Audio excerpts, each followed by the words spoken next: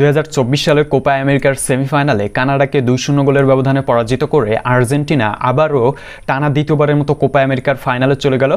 আর্জেন্টিনার সামনে টানা দ্বিতীয়বারের মতো কোপা আমেরিকা জয় করার সুযোগ এসেছে আবারও। আমরা যদি আর্জেন্টিনার লাস্ট 10 বছরের পারফরমেন্স দেখি তাহলে দেখা যাবে তারা একটা নতুন রেকর্ড গড়েছে। বিশেষ করে 2014 থেকে 2024 সাল পর্যন্ত এই 10 বছরের মধ্যে তারা 8টি মেজর টুর্নামেন্ট খেলেছে এবং 8টির মধ্যে 6টি মেজর টুর্নামেন্টে অ্যাটলিস্ট তারা ফাইনাল খেলেছে। টুর্নামেন্টগুলোর কথা যদি আমি উল্লেখ করি তাহলে দেখা যাবে 2014 সালের বিশ্বকাপ, 2015 সাল এবং 2016 সালের কোপা আমেরিকা, 2018 সালের বিশ্বকাপ, 2019 সালের কোপা আমেরিকা, 2021 সালের কোপা আমেরিকা, 2022 সালের বিশ্বকাপ এবং 2024 সালের কোপা আমেরিকা। শুধুমাত্র 2018 সালের বিশ্বকাপে তারা রাউন্ড অফ 16 থেকে ফ্রান্সের বিপক্ষে পরাজিত হয়ে বিদায় নেয় এবং 2019 সালে কোপা আমেরিকার সেমিফাইনালে স্বাগতিক ব্রাজিলের বিপক্ষে পরাজিত হয়ে তারা 19 সালের কোপা আমেরিকা থেকে বিদায়